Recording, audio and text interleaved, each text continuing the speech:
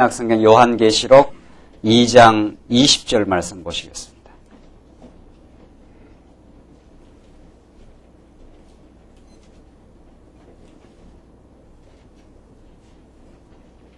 우리 하나님의 말씀 신약성경 요한계시록 2장 20절 말씀입니다. 네, 찾으신 줄 알고 봉독 드리겠습니다. 그러나 내게 책망할 일이 있노라. 자칫 선지자라 하는 여자 이세벨을 내가 용납함이니 그가 내 종들을 가르쳐 꿰어 행음하게 하고 우상의 제물을 먹게 하는도다. 또 내가 그에게 회개할 기회를 주었으되 그 음행을 회개하고자 아니하는도다. 볼지어다 내가 그를 침상에 던질 터이요 또 그로 더불어 간음하는 자들도 만일 그의 행위를 해결치 아니하면 큰 환난 가운데 던지고 또 내가 사망으로 그의 자녀를 죽이리니 모든 교회가 나는 사람의 뜻과 마음을 살피는 자인 줄 알지라. 내가 너희 각 사람의 행위대로 갚아주리라. 두아디라에 남아있어 이 교훈을 받지 아니하고 소위 사단의 깊은 것을 알지 못하는 너희에게 말하노니 다른 짐으로 너희에게 지울 것이 없노라. 다만 너희에게 있는 것을 내가 올 때까지 굳게 잡으라. 25절까지 우선 봉독드렸습니다.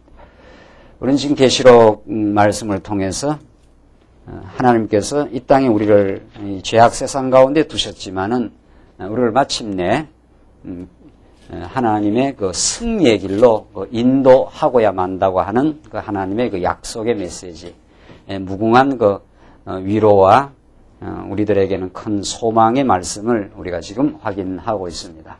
왜 우리는 계시록을 읽어야 하는가? 이 계시록은 우리들의 어떤 그 복음적 그 말씀으로 우리가 다가오는가 하는 것을 우리가 계속해서 지금 이 말씀을 살피면서 우리가 검토를 하고 있습니다. 계시록을 잘못 보는 관점들을 우리는 여러 차례 그 지적을 했고, 계시록은 참으로 오늘날 신약을 살아가는 우리 성도들에게는 참 생명과 소망의 메시지로 그렇게 정리되고 전파되지 못한 것이 사실입니다. 계시록을 통해서 참된 그 복음의 승리, 우리와 언제나 함께 하시고 마침내 때가 되면 오셔서 우리를 영원한 그 새하늘과 새 땅으로 인도하실 그리스도, 마지막에만 오시는 것이 아니라 지금도 늘 말씀으로 찾아오시고 죄악의 세상을 살아갈 수밖에 없는 우리 인생들, 세속주의의 도처의 그 유혹과 유대주의라고 하는 인간의 자기의가 우리 속에 언제나 뿌리 내려져 있어서 하나님을 의지하기보다는 자기의를 의지하는, 자기를 자랑하고자 하는 그 어리석음이 언제나 우리의 내면 속에 도사리고 있는, 그래서 만족하지 못하고, 그래서 참으로 마음의 그 풍요를 누리지 못하며 가지고도 빈곤해하고 또 없어서 또 괴로워하는 이런 그 인생의 그 어리석음을 하나님께서 너무도 잘 아시고 정말 마침내 복음의 그 풍성함, 처음이요 그 나중이신 영원하신 하나님, 그만이 우리의 인생의 전부요, 역사의 진정한 그 주관자시요, 우리 교회의 진정한 그 머리가 되셔서 교회의 처음과 나중을 전부 아시고 한 손에 거머쥐시고 7별을 한 손에 거머쥐시고 7 촛대 사이로 거니시면서 온 교회 성도들을 다스리고 통치하시는 그 전능자 하나님, 그 하나님이 그리스도를 통해서 지금도 교회를 인도해 가신다고 하는 놀라운 승리의 메시지가 요한계시록에 나타나 있습니다. 우리는 지금 7교회에게 주는 여러 각각 교회에 주는 그 교훈과 그 승리의 약속을 지금 살펴가고 있는데, 그 7교회는 그 당대 그 역사적 교회입니다. 그때 있었던 그 교회에 주신 말씀이지만 이것은 오고 오는 모든 성도들에게 동일한 원리로 우리에게 다가온다는 것, 이것을 우리가 지금 확인하면서 이 본문을 읽고 있습니다. 오늘 말씀은 그 네 번째로 두아디라 교회입니다. 두아디라 교회에게 주신 교훈과 그 약속의 메시지를 통해서 하나님 도대체 어떤 분인가 하는 것을 우리가 살피겠습니다. 도아디아 교회에게 주신 그 말씀, 그 첫 서두에 우리 지난 시간 끝까지 살폈는데, 눈이 붉고 같고 그 발이 빛난 주석과 같은 하나님의 아들이 가라사대. 전부 그 7교의 첫 대목마다 그리스도를 묘사하는 다른 방식으로 묘사하면서 이 편지를 쓰는 주체가, 이 교훈을 하시는 분이 어떤 분인가를 밝혀줍니다.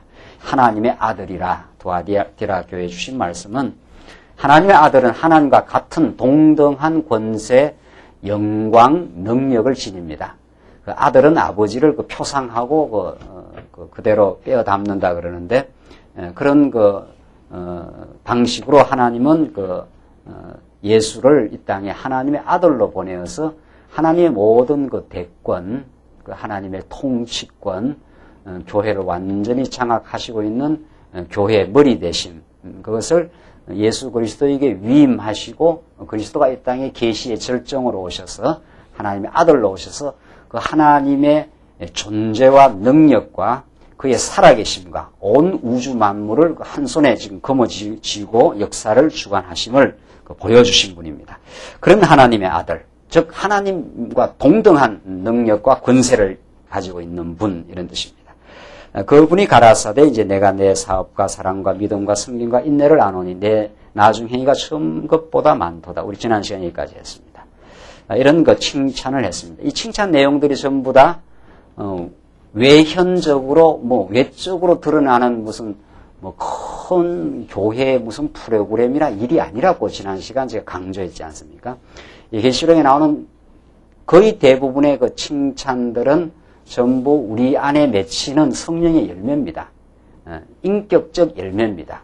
하나님께서 우리를 얼마나 오래 참는, 사랑은 오래 참고 이렇게 되는데 그 오래 참는 인내를 만드시고, 섬김 받기를 좋아하고 지배하기를 좋아하던 우리 인생이 섬기는 혁명적 변화의 과정, 그 삶이 바뀝니다. 삶이.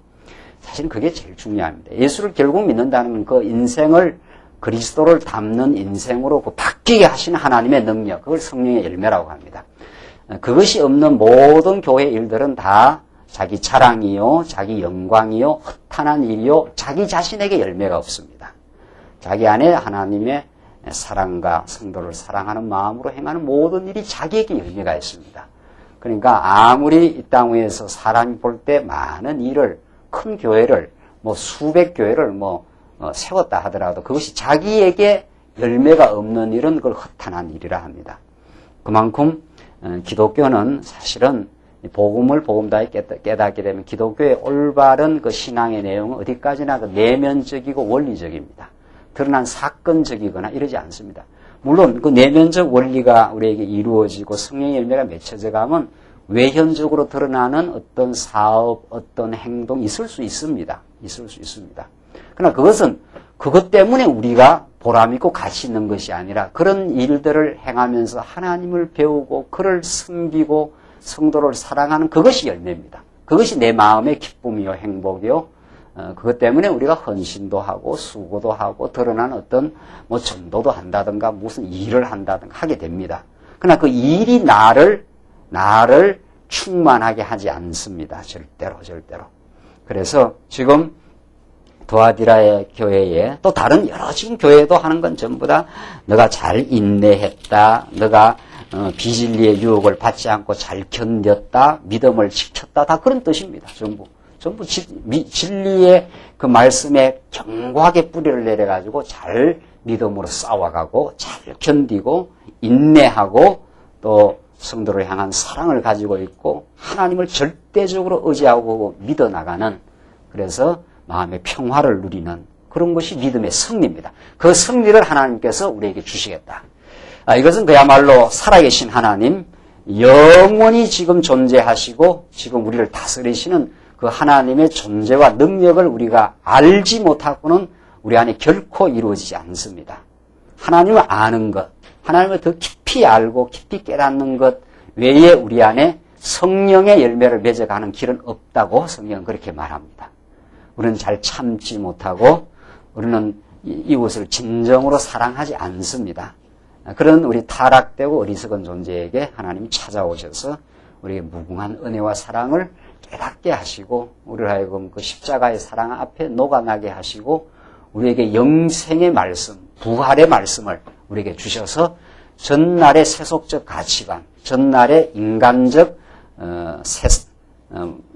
어떤 추구, 보이는 것에 대한 그 집착, 하나님보다도 피조물을 더 숭배하는 어리석은 우상 숭배로부터 우리를 해방시켜내시는 복음의 능력이 우리를 자유케 하고 평안케 하고 감사하게 하고 진정한 열매를 맺어가게 하십니다. 그렇게 하나님이 하시겠다 이런 뜻이고 그렇게 하나님께서 만들어 주시고 칭찬하시는 겁니다. 어디까지나 이 칭찬은 너가 잘했다 이런 뜻이 아닙니다. 그것은 우리 표면적인 그 문법상 표면적으로 너가 잘 참았다, 사랑했다, 인내했다 이런 말이지. 이게 전부 누구의 열매라는 겁니까? 그게 성령의 열매입니다. 지금 언급하는 모든 것들이 하나님께서 열매를 맺게 하고 맺은 열매가 되어진 것을 보고 그렇게 칭찬해 주는 것뿐입니다. 그러니까 포도나무에 그 가지가 붙어 있으면 열매를 맺게 됩니다. 그리고 또 가지가 포도나무에 붙으려고 애를 써서 붙는 것도 아닙니다. 오늘날은 가지더러 자꾸 우리더러 열심내라, 믿음을 가지라, 어떻게 하라고 자꾸 그렇게 교훈조로 설교가 이루어지면 그것처럼 허탄한 설교는 없다는 거죠. 세상에 가지가 열매에게 붙어 있으려고 애를 써서 붙어 있는 겁니까? 가지가 막 나무에게 붙으려고 해서 붙는 거 아니라는 거예요, 절대로. 그냥 나무에서 가지가 뻗어 나옵니다. 나무가 근간이고 거기서 그냥 뻗어 나와서 그 열매가 맺힙니다. 열매를 맺게 하려면, 여러분과 저희 열매를 맺게 하려면은 원둥치 예수 그리스도로부터 생명의 말씀을 우리가 들을 수 있는 마음도 주시고 여건도 주셔서 깨닫게 하셔서 우리 안에 소망과 감사를 만들어내시는 분입니다. 그게 성령이 하시는 일입니다. 성령이 열매를 다 맺게 하고 또 칭찬한다는 거죠. 제가 그걸 그 비유 삼아 부모가 자식을 다 키웁니다. 공부도 시키고 다 학교도 보내주고 과외도 시키고 그래서 공부 잘하면은 또 잘했다고 칭찬해 주는 거죠. 그 아이가 잘한 게 아닙니다. 다 잘할 수 있도록 이미 그렇게 낳았고 길렀고 보호했고 다 학교 공부 시켜준 거죠. 그래서 잘하는 것뿐입니다. 그러니까 이 내용을 하나님이 만들어낸 열매, 하나님이 하신 일로 봐야 되지 이걸 아주 지엽적이고 표면적으로 읽어가지고 두아디라 교회 사람들이 열심히 참고 막 믿음을 가지려고 애를 써서 이렇게 자기들이 만들어낸 무슨 업적이요 노력의 산물로 보는 것은 기독교하고는 아무 상관없는 겁니다. 기독교하고는. 자, 그만큼 우리가 성경을 지금 이 본질적으로 지금 보고 있는 거죠. 이 지금 교훈의 말씀 그 밑으로 읽어 들어가야 됩니다. 이 근본으로 읽어 들어가서 하나님의 하시는 일로 하나님 당신의 그 놀랍고 위대한 하나님이 하신 일로 이 본문의 말씀을 그 언약대로 이루신 일이라. 우리는 그래서 언약 성취라고 언제나 지금 말을 하고 있는 거죠. 자, 20절. 그러나 내게 책망할 일이 있노라. 자칭 선지자라 하는 여자 이세벨을 내가 용납하미니 그가 내 종을 가르쳐 깨어 행음하게 하고 우상의 제물을 먹게 하는도다. 자, 이게 두아디라 교회뿐만 아니고 그 앞에는 니골라 당에 너희가 교훈을 지켜서 문제가 되고 있기 때문에 책망한다.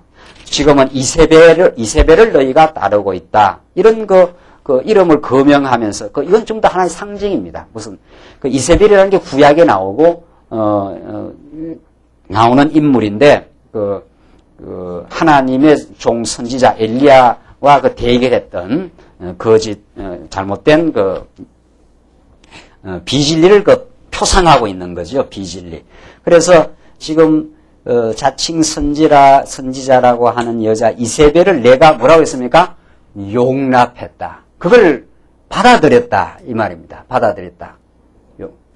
그러니까 그것이 이제 그 책망의 내용입니다. 지금 책망의 내용. 그 이세벨이라는 것은 이제 그 비진리 혹은 세속주의, 유대주의, 우리가 싸워가야 될 모든 그 적그리스도의 유혹을 받는 반하나님적 가치 이런 뜻입니다.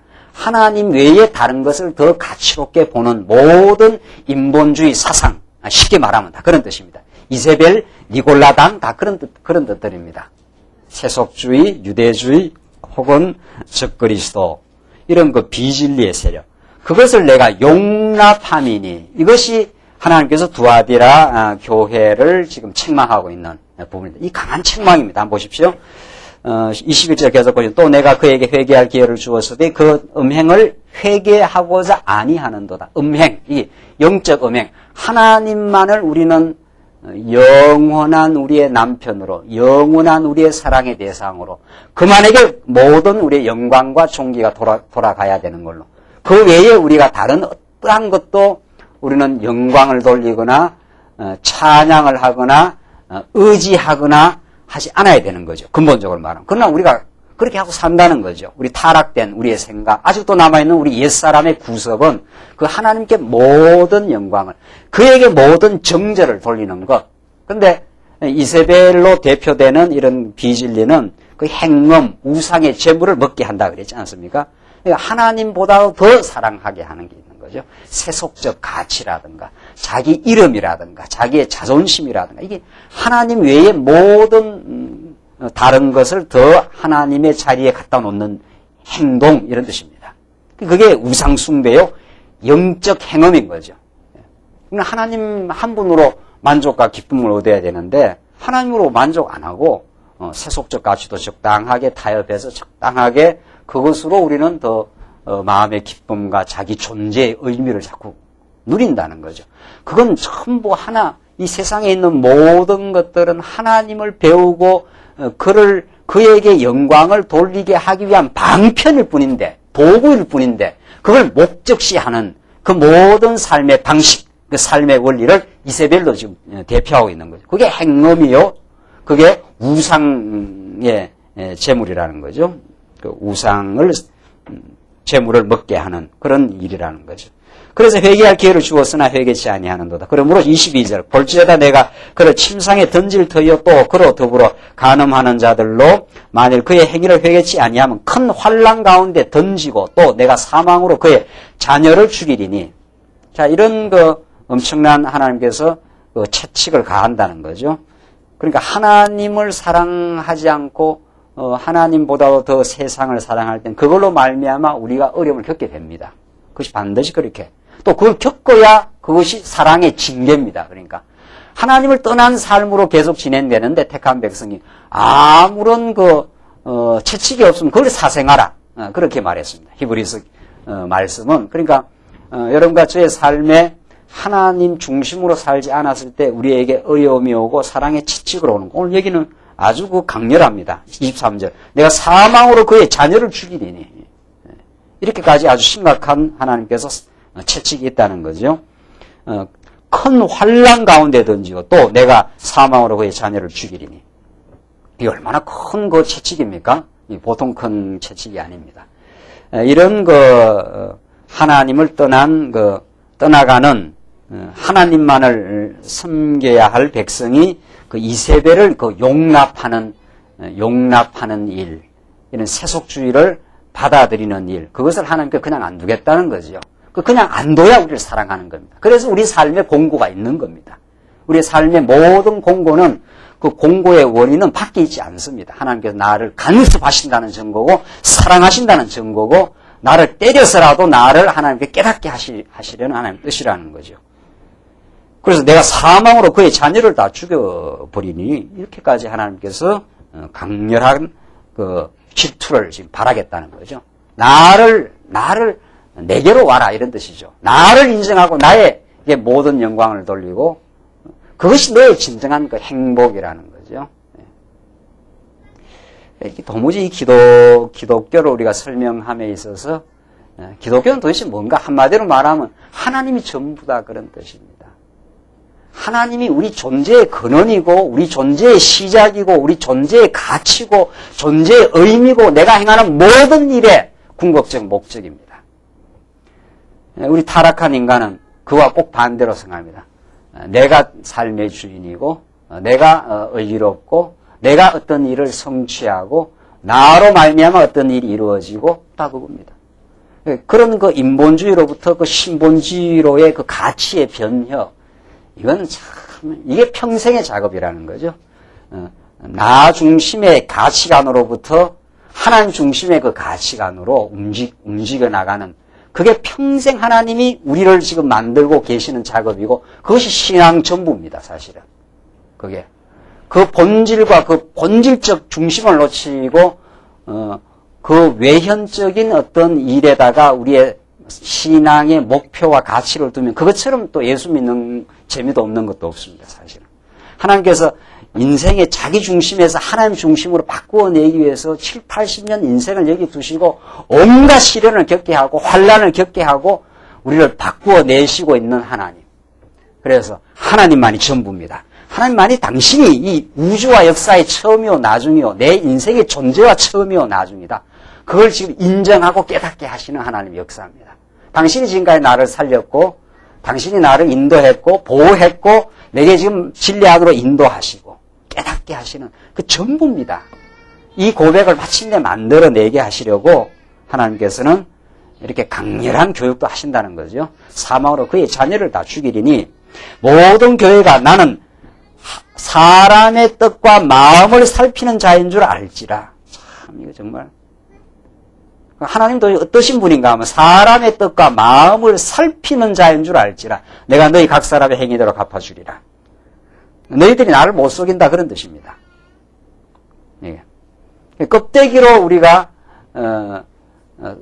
인간관계는 그러니까 지금 이 세속적 인간관계라는 것은 하나님이 전제되어 있지 않습니다. 하나님을 거부하고 하나님을 모르는 사람들이죠. 세속적 인간관계는 사람의 눈 앞에서 삽니다. 사람의 눈 앞. 저 사람이 나를 어떻게 볼까? 저 사람이 나를 어떻게 평가할까? 내 이 행동을 어떻게 인정해 줄까? 이 세속적 인간관계 아닙니까? 예. 그 어떤 사람의 눈을 피할 수만 있으면 얼마든지 자기중심적 행동을 합니다.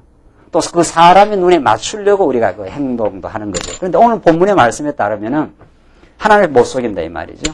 하나님이 우리의 그 심패를 마음과 뜻을 이 표현대로 내가 모든 교회가 나는 사람의 뜻과 마음을 살피는 자인 줄 알지라. 알게 된다 너희들이. 어떻게 할 도리가 없다는 거예요. 그러니까 우리가 신앙생활을 한다 했을 때는 전날의 세속적 그 인간관계를 완전히 초월합니다. 세속적 인간관계는 그 사람의 평가와 그 인정에 따라서 인간은 거의 99% 움직입니다. 자기의 그 순수한 어떤 양심의 법에 따라서 움직이는 게 아니라 사람이 어떻게 나를 볼까에 따라서 움직여집니다. 그만큼 인간은 그 사람의 평가에 길들여져 있고 그것이 나의 인생의 가치를 규정하는 걸로 그렇게 생각을 합니다. 도덕이라는 게 그런 겁니다. 알고 보면. 많은 사람들이 나를 도둑놈이라 하지 않겠는가. 많은 사람들이 나를 괜찮은 사람으로 이렇게 하면 인정해 주지 않겠는가. 다 그겁니다. 거의 99.99999%입니다. 자기 내면의 어떤 원리에 따라서 인간은 안 움직입니다. 어떤 사람이 나를 어떻게 보는가. 그것처럼 피곤하고 가련한 인생도 없는 겁니다. 알고 보면 우리 인생처럼.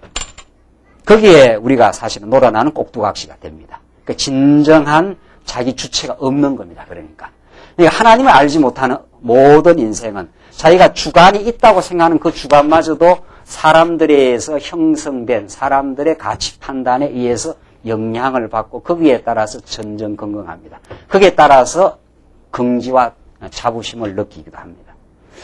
우리 예수 믿는 사람은 이제 그런 세속적 가치관에 따라서 움직이는 삶은 또 완전한 해방입니다. 이제 원리적으로 말한다면은 그 해방의 길을 우리가 가고 있는데 사람의 어떤 눈에 따라서 움직이는 것이 아니라 하나님이 내 마음과 뜻을 살피는 분이라. 이렇게 된 내적, 그러니까 예수를 믿고 나면 성령의 인도를 받게 돼 있고 성령의 인도 따라서 신앙적 양심이 생겨납니다. 그걸 성령의 표현을 따르면 성령의 소욕이라 합니다. 저는 타락한 인생이기 때문에 전날은 완전히 내 마음이 그 어둠의 소욕의 유혹을 받습니다. 내 마음이. 어둠의 소욕에 누는 것은 하나님 앞에서 행동하게 하지 않습니다. 사람 앞에서 행동하게 합니다. 사람 앞에서.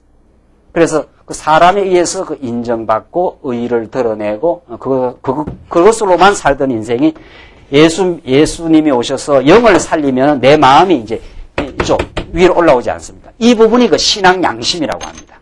이것이 신앙, 이게 하나님 성령이 붙들고 있는 마음입니다.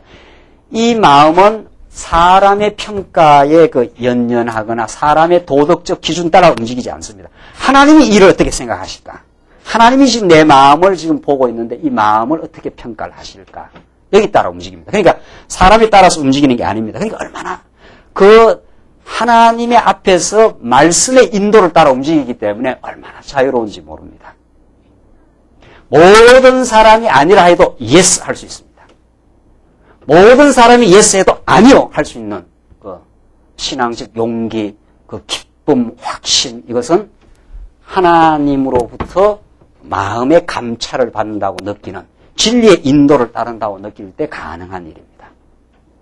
이건 사람이 하는 일이 아닙니다. 이게야말로 기쁨이요, 진정한 자부심이요, 예수 믿는다고 하는 참된 행복이 여기에 있습니다. 하나님 내 마음을 보고 하나님 앞에서 내가 이게 올바랐는가, 이게 하나님이 내 마음을 다 살피고 계신다 하는 이 마음으로 움직입니다.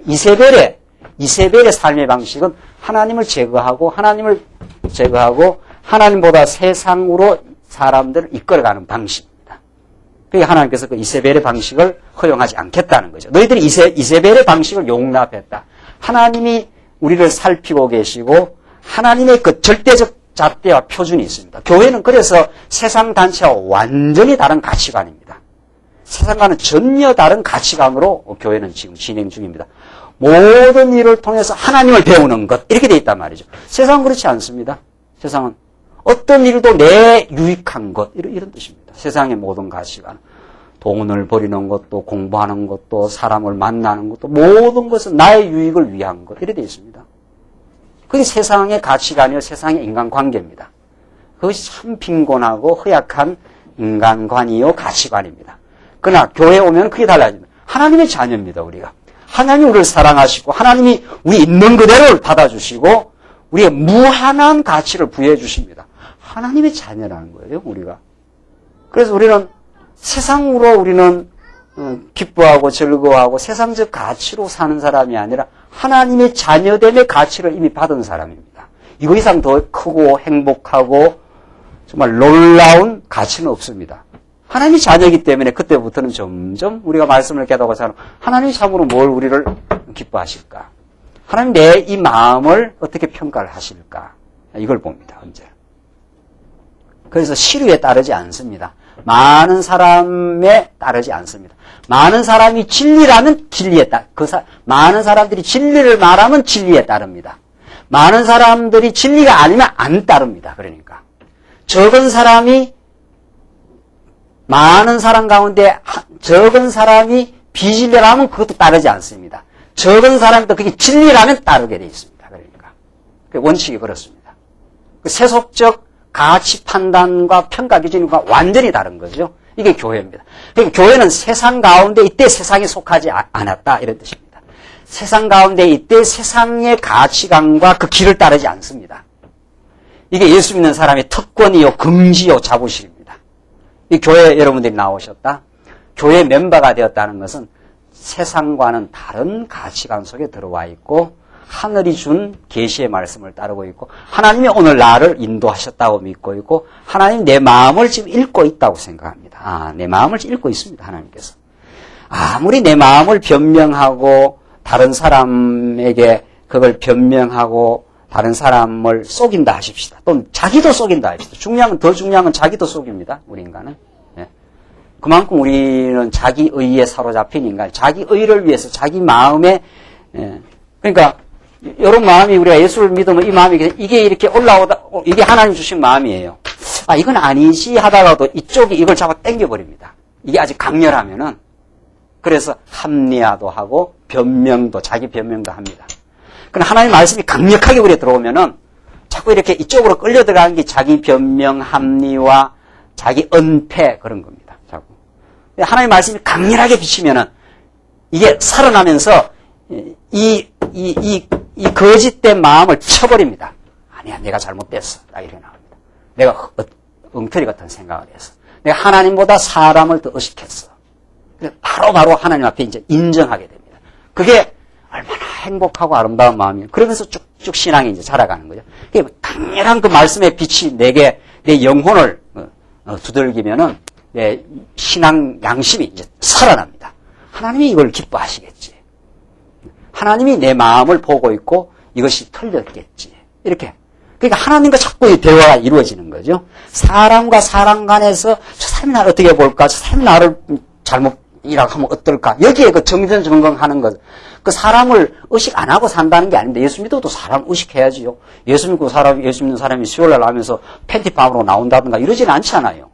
그럼 뭐 일반적인 도덕적인 사람의 눈을 그 정도는 의식해야 되겠지요. 그 정도 건덕 정도는. 그러나 더 중요한 내 마음의 판단에 깊은 내면 속에 하나님을 의식한다는 거죠. 하나님이 이걸 어떻게 생각하실까? 하나님 내 마음을 살피시고 계시는데 그는 아주 그 마음의 지성소가 생깁니다. 세상은 알지 못하는, 다른 사람은 알지 못하는 그 내면의 깊은 곳에서 하나님을 만나는 그 지성소가 형성됩니다. 내 마음 속에. 그것이 나를 움직여 나갑니다. 그것이 틀렸어. 그것이 옳아. 이런 그 판단이 여기서 생깁니다. 그러니까 이쪽은 이걸 자꾸 뒤엎어 보려고 하는 거지. 아니야. 이렇게 해. 이게 얼마나 세상이 좋은데 자꾸 이쪽으로 가려고 그래. 이 두 마음이 싸웁니다. 두 마음. 말씀을 안 들으면 이쪽에서 조금 올라가다가 이쪽으로 이제 잡아먹히는 거죠. 그걸 우리는 언제나 느낍니다. 언제나. 그게 내면의 싸움이요. 그게 진정한 신앙의 싸움이요. 거기에서 지면은 평화를 잃어버리고 합리화로 빠집니다. 자꾸 이렇게 합리화를 합니다. 아니야, 나 괜찮아. 이런 말이 많고, 이쪽으로 올라가면 내가 틀렸어. 내가 허탄한 생각했어. 하나님, 당신이 옳습니다. 내가 틀렸습니다. 그래서 당신의 뜻을 내가 이제 따르겠습니다. 내가 얼마나 불순종했는지 모릅니다. 당신의 뜻보다는 내 의를 더 생각했습니다. 이렇게 되어 있습니다. 그게 얼마나 이게 행복한 과정인지 모릅니다. 그 깊은 인간의 내면 속에, 그 신앙의 양심 속에 그런 하나님의 그 고동치는 음성이 내게 들려옵니다. 그 신앙 양심을 우리는 존중한다는 거죠. 우리 장로교회에 우리가 지금 체제무장에 대해서 공부하죠. 참 체제무장 공부할 게 너무 많아요. 제가 이 연말에 다 할 수 없어서 이 정도로 하고 또 하고 하지만은 더 나중에 더 깊이 또 공부할 그 과제를 남겨놓고 있습니다. 여러분들 그 교회에서 일꾼을 뽑는 데라든가 투표 속회에서 할 때 그 철두철미하게 그 사람의 신앙 양심을 존중하는 분위기 속에서 해야 합니다. 아무도 그 사람의 판단을 억압하거나 통제하거나 영향을 주면 안 됩니다. 그러면 하나님의 뜻이 고에서 드러나질 않습니다. 그러니까 평소에 늘 말씀을 듣고 평소에 살아가고 평소에 하다가 그대로 그 자리에서 이제 그 투표를 하는 거거든요.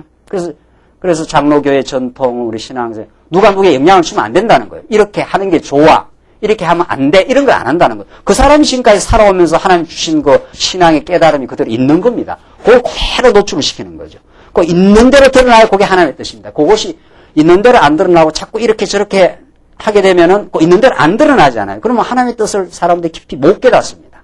그래서 장로교회 우리 정치 체제 원리는 성도님들이 신앙 양심 따라 판단하십시오. 이렇게 되어 있습니다. 그것이 좀 성숙하든 미숙하든 관계없어요. 그거는. 그 사람이 성숙한 판단을 하면 성숙한 판단대로 삽니다. 그 사람이 미숙한 판단하면 반드시 다음에 어려움을 하면 겪게 되어 있습니다.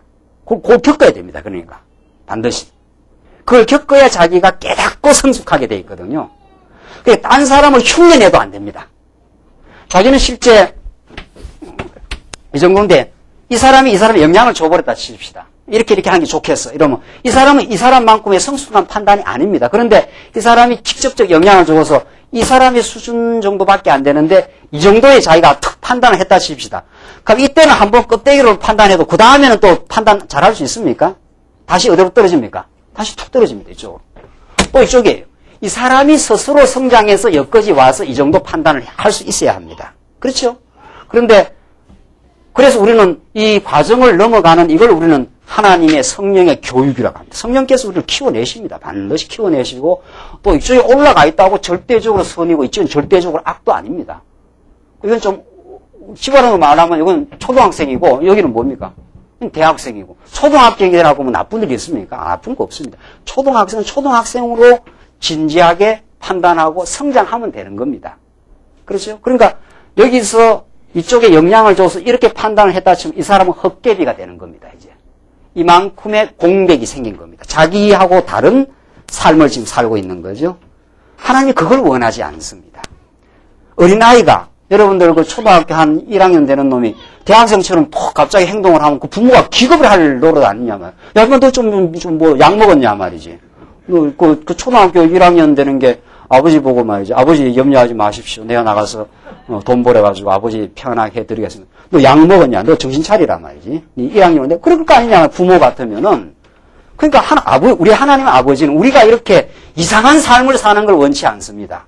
껍데기로 사는 걸 원치 않습니다. 절대로. 하나님 여러분과 저를 너무도 사랑하시고 있는 대로 사랑하십니다. 오늘 찬송 부른 내용대로 내 모습 이대로 하나님 앞에 나가면 됩니다. 이게 완전한 해방입니다. 여러분들. 이 해방 그렇게 쉽지 않습니다. 이 말씀 안 깨달으면은 다 껍데기로 산단 말이죠. 나는 여기인데 여기를 맞춰서 살라니까 얼마나 힘드냐 말이죠. 우리 하나님의 말씀 우리에게 다가와서 내가 너의 마음과 뜻을 다 알고 있으니까 껍데기로 살지 마. 이렇게 우리에게 교훈하시는 거죠. 그렇게 찾아오십니다. 괜찮아. 너 죄악된 모습 그대로 와. 미숙한 그대로 오면 돼. 내가 너를 키워내겠어. 미숙한 게 뭐 나쁜 게 있냐 말이죠. 미숙할 뿐이죠. 미숙한 거하고 나쁜 거하고 달라요. 미숙할 뿐이지. 우리 애기 있지 않아요? 애기가 뭐 나쁠 리가 있냐 말이죠. 부모의 사랑을 받고 좋은 거지. 단지 미숙하기 때문에 지금 여기가 지금 예배 드리는 시간인지 모르고 하고 놀고 왔다 갔다 하는 거예요. 그 뒷자리를 못 잡고 왔다 갔다 하는 것 뿐이에요. 저 아기도 성숙하면은 틀림없이 의연하게 살 거예요. 우리 마음을 아십니다, 하나님. 오늘 다 알고 있습니다. 여기서 해방이 있습니다. 하나님, 내가 오늘 어리석은 생각도 하고 이러이러한 허탄한 생각도 하고 내 분수 이상 또 살기도 하고 그러느라고 다른 사람도 적당하게 속이기도 하고 뭐 이렇게 했습니다. 하나님 다 아시기 때문에 이렇게 내가 어리석고 부족하고 미숙합니다. 그렇게 우리 아버지 앞에 나오는 거죠. 우리를 무한히 용납해 주시는 분, 무한히 받아주시는 분. 그걸 아버지가 좋아하십니다. 참으로 우리 하나님 아버지는 여러분과 제가 막 하나님 내 아버지 내가 이 큰일을 해서 왔습니다. 그런 거 하나도 원치 않습니다. 뭐 네가 큰일을 내가 언제 하라 그랬냐? 네 분수에 넘는 일 하라 그랬냐? 너의 허물을 갖고 그대로 오느라 이렇게 우리 하나님이 우리에게 찾아오시고 인도하십니다. 하나님은 사람의 뜻과 마음을 살피는 자인 줄 알지라. 참으로 우리 마음을 너무도 잘 알고 계십니다. 그래서 우리의 모든 판단 기준이 세속적 기준에 있지 않고 진리와 내 신앙의 양심에 있습니다. 우리 교회의 모든 판단은 자기 신앙의 양심 따라서 판단하고 움직이고 지금 해나가는 것이 우리 교회 생활입니다. 여러분과 저에게 주신 신앙의 분량껏 누구를 흉내내지 아니하고 내 주신 분량껏 기쁨으로 내 마음에 이것이 확신이 오면 그 확신대로 움직입니다. 그대로. 그러한 우리는 복되고 진지한 삶을 하나님께서 살게 하십니다. 24절 두아디라에 남아있어 이 교훈을 받지 아니하고 소위 사단의 깊은 것을 알지 못하는 너희에게 말하노니 다른 짐으로 너희에게 지울 것이 없노라. 다만 너희에게 있는 것을 내가 올 때까지 굳게 잡으라. 너희에게 있는 것, 너희 안에 진리의 말씀이 있고 너희 안에 하나님의 충만한 깨달음이 있는데 그걸 내가 올 때까지 굳게 잡고 있으라. 너희들이 지금 많이 흔들리고 있다. 이세벨을 용납함으로 세속주의를 너희가 받아들임으로 유대주의를 너희가 받아들임으로 자꾸 하나님에게 모든 영광을 돌리기보다는 자기를 부각시키고 자기 의에 사로잡혀 있는 그런 허탄하고 세속적 삶으로부터 너희가 벗어나라. 이런 벗어나지 않으면 내가 한번 환란을 너희에게 주어서 반드시 너희를 깨닫게 하겠다. 나는 너희 마음을 알고 있다. 너희 껍데기를 꿰뚫고 너의 심패를 내가 들여다보고 있는 자라. 이렇게 하나님이 우리에게 지금 찾아오십니다. 오늘 이 말씀을 여러분과 제가 우리 마음에 받아들이고 하나님 앞에서 그렇게 인정해 나갈 때 얼마나 참 기쁘고 진정한 마음의 해방을 얻는지 모릅니다. 26절 이기는 자와 끝까지 내 일을 지키는 그에게 만국을 다스리는 권세를 주리니 이기는 자와 끝까지 내 일을 지키는 그에게 이 내 일, 하나님의 일이 뭡니까? 하나님의 일. 무엇을 하여야 하나님의 일을 하오리까? 물으니까 예수님이 아버지와 그의 아들 예수 그리스도를 아는 것이, 믿는 것이 하나님의 일이라. 정말 우리가 모든 삶에서 하나님을 인정하는 것이 하나님의 일이에요.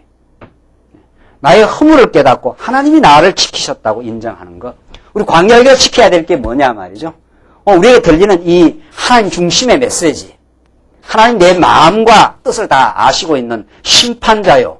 그가 전능하신 분이요. 그가 모든 걸 인도하시는 분. 그 앞에 우리는 숨길 수 없는 존재. 그래서 그 앞에 우리는 진정한 해방을 받은 존재. 내 모든 허물과 잘못을 내려놔도 나를 하나님께서 용납하고 용서해 주시는 분.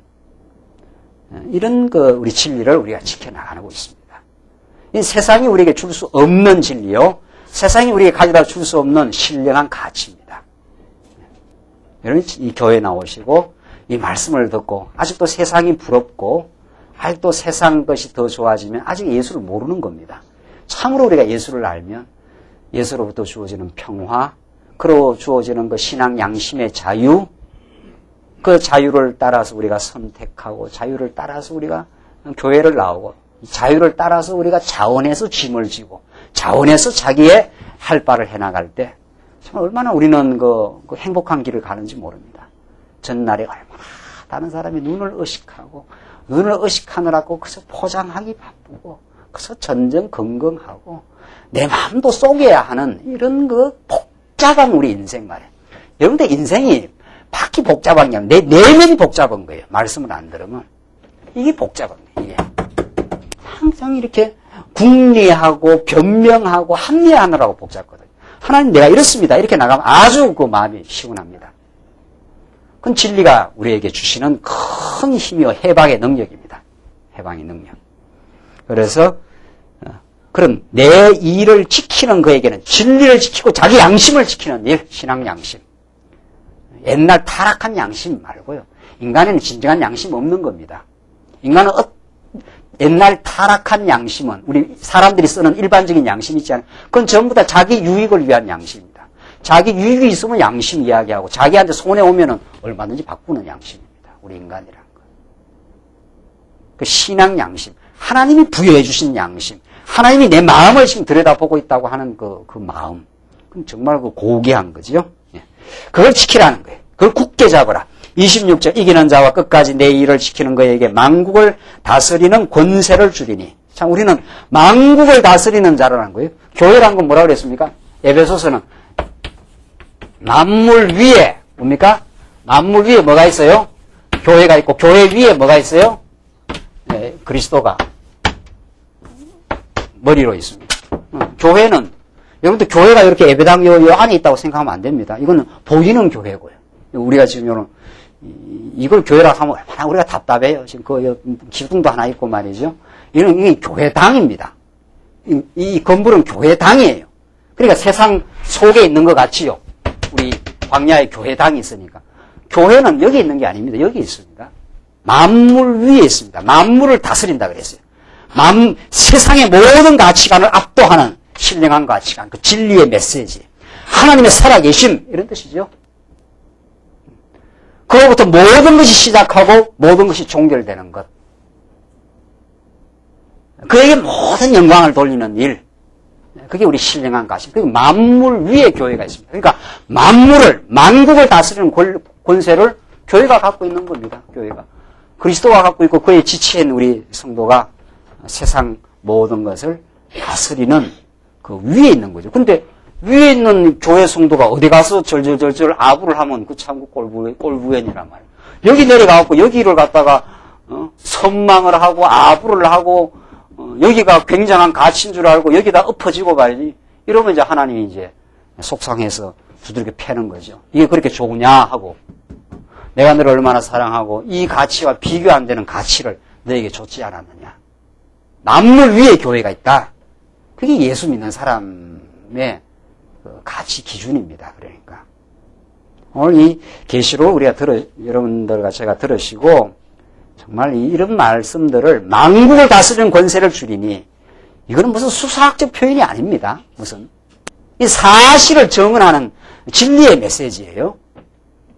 예수 믿는 사람들이 그런 든든하고 확고부동한 가치를 가지고 사는 사람, 이 가치관의 싸움이에요. 예수 믿는다는 거는 전날에 지금 우리 한국교회의 이 병든 모습 말이죠. 세속의 가치가 교회를 완전히 점령해버려. 자본주의 가치가 말이지. 교회를 점령해버린 이 교회 말이죠. 교회가 세상 밑으로 들어가서 무슨 교회가 무슨 사회의 정의를 위해서 존재한다나? 자본주의가 교회를 지금 점령해버린 교회 말이죠. 교회가 무슨 사회 정의를 위해, 사회 정의가 뭔데요? 사회 정의가 언제나 뒤바뀌는 건데, 그거는. 저것들이 지멋대로 만드는 게 사회 정의인데. 사회 정의는 인간의 타락한 기준들이 만들어 놓은 그 정의입니다. 교회가 그런 거나 추구합니까? 교회는 하나님의 의를 추구하고, 하나님의 정의, 그의 나라와 그의 의를 추구하는 세상의 이 타락한 가치를 추구하는 게 아닙니다. 세상 위에 있습니다, 교회가. 그래서 사도 바울은 옥중에 들어가도 나를 옥에 때려 넣어라. 내가 그 속에서 마음의 평강과 천국을 내가 누리겠다. 이런 뜻 아닙니까? 내가 나를 예수 증거한다고 나를 옥중에 때려 넣으면 내가 옥중에서 내가 하나님을 찬양하고 산다. 이런 뜻 아니냐 말이죠. 그 사람을 세상이 어떻게 감당하겠느냐는 거죠. 그게 예수 믿는 사람의 특징입니다. 제대로 믿는 사람, 이렇게죠. 예수 그냥 믿는다 하지 말고 말이죠. 오늘날 식으로 믿는 예수 말고, 이 오늘날 식으로 믿는 예수는 오히려 세속적 가치 밑에 종속되고 그 가치에 아분화하고 말이죠. 예수 믿으면 잘 먹고 잘 산대요. 그래, 못 먹고 못 살면 막 그냥 예수 잘못 믿은 것처럼 말이죠. 큰 예수를 무슨 잘못 믿어가 저주나 받은 것처럼 말이죠. 그 예수 믿은 거 아니에요. 그거 예수 믿은 거 아니란 말이죠. 그런 거는. 예수를 믿는다 하는 것은 그가 온 우주 만물의 주인이심을 믿는다. 그래서 만국을 다스리는 권세를 우리가 가졌다고 믿고 마음의 평강과 기쁨과 확신과 세상을 대할 때도 그저 감사함으로 무슨 일을 하더라도 주인 너머에 하나님이 있음을 깨닫고 주인 밑에서 열심히 일하는 거죠. 그 주인 보라고 하는 게 아니라는 거죠. 주인이 있으면 열심히 내고 주인이 없으면 열심히 안 내는 게 아니라 주인 넘어 하나님이 있으니까 하나님이 내게 저 주인을 만나게 해서 일을 시켰다 생각하니까 그냥 열심히 하나님 앞에서 열심히 삽니다. 투철한 가치관으로 무장된 사람입니다. 이게 양육되고 진리 안에서 뭐 됐다는 거요? 무장됐다는 뜻입니다. 그래서 사람의 평가에 그렇게 연연하지 않습니다. 누가 나를 축혀 올린다고 올라가는 것도 아니고 누가 나를 천대한다고 내려가는 것도 아닙니다. 당신이 나를 천대해도 하나님이 나를 천대 안 해. 세상에 돈 없고 못 배우고 뭐 했다고 누가 천대를 한다 칩시다. 당신이 나를 천대하는지 몰라도 하나님은 나를 천대 안 해. 그래서 당당한 거죠. 여러분들 예수 믿는 걸 구체적으로 느낄 필요가 있습니다. 언약 성취 이론 달달달달 잘 애우는 게 그 예수 잘 믿는 게 아니에요. 언약 성취는 하나님의 말씀인데 그것을 참으로 언약 성취를 통해 드러나는 하나님의 살아계심, 그의 영원한 존재, 그가 우리를 영원한 생명의 길로 인도하심, 그가 나를 사랑하고 계심. 그래서 세상 전부하고 바꿀 수 없는 교회라는 가치, 예수를 내가 주로 모시는 이 위대한 신앙을 하나님께서 주심. 그걸 믿고 당당히 사는 겁니다.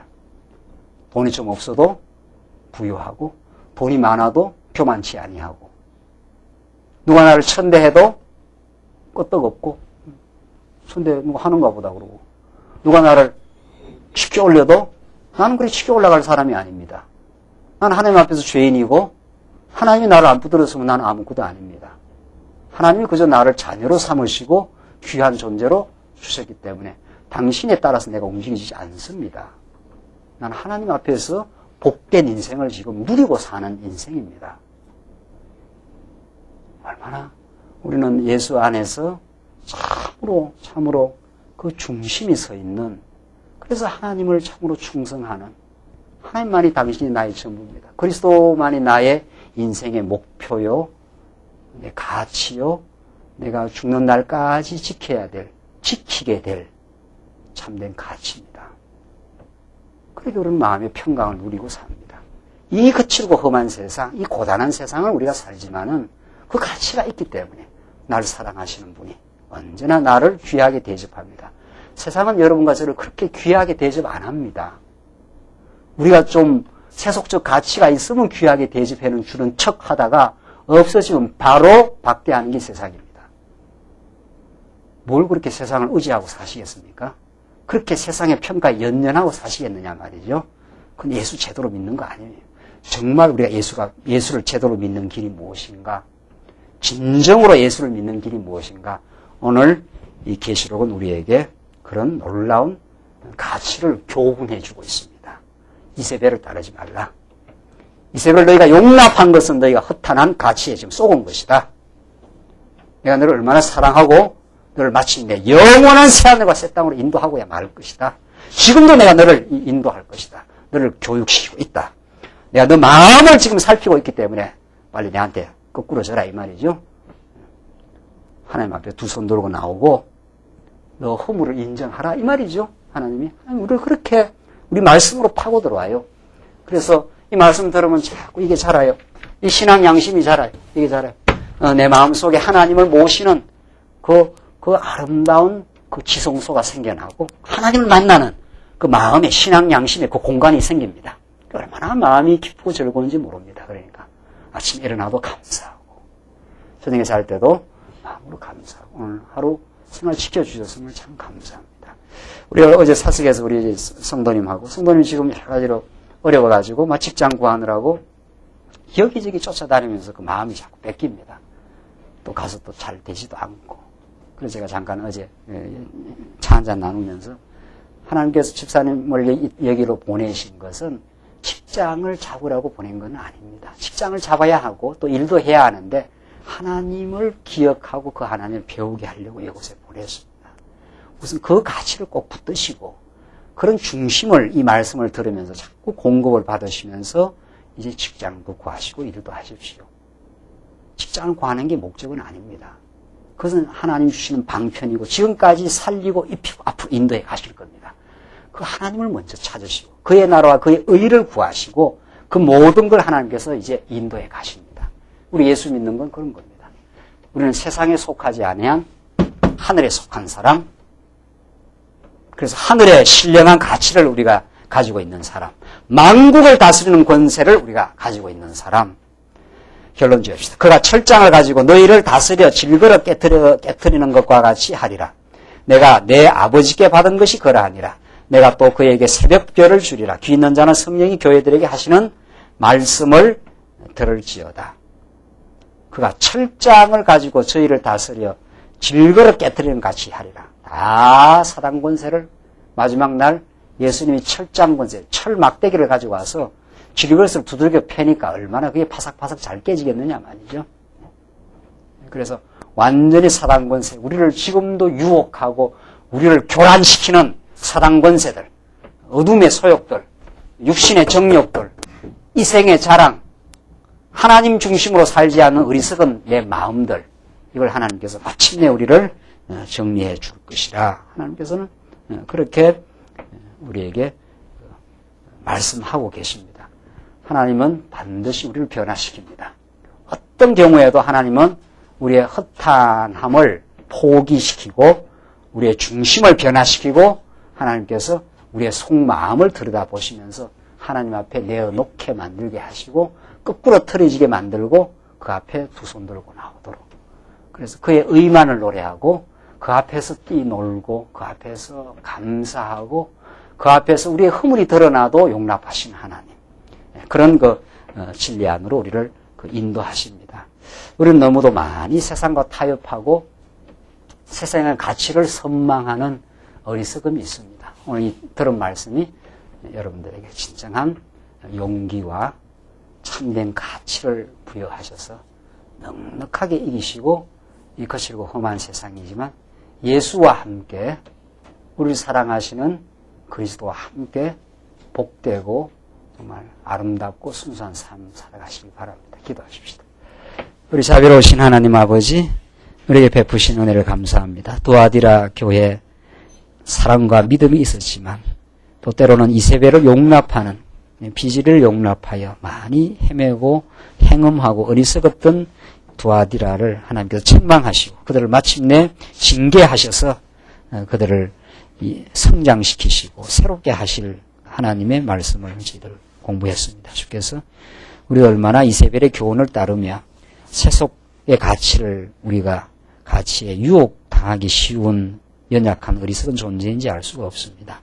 이제 하늘의 참된 가치, 하나님의 그 복된 말씀이 우리 마음속에 깊이 뿌리 박히게 하셔서 이제 우리가 얼마나 복되고 아름다운 삶 속에 있음을 깨닫게 하셔서 이제 신령한 가치 안에 마음의 감사와 기쁨을 누리게 하시옵소서. 비천의 처에도 비굴하지 아니하고 풍요의 처에도 교만하지 않는 참된 신앙의 길을 가게 하시옵소서. 예수님 이름으로 기도하옵나이다. 아멘.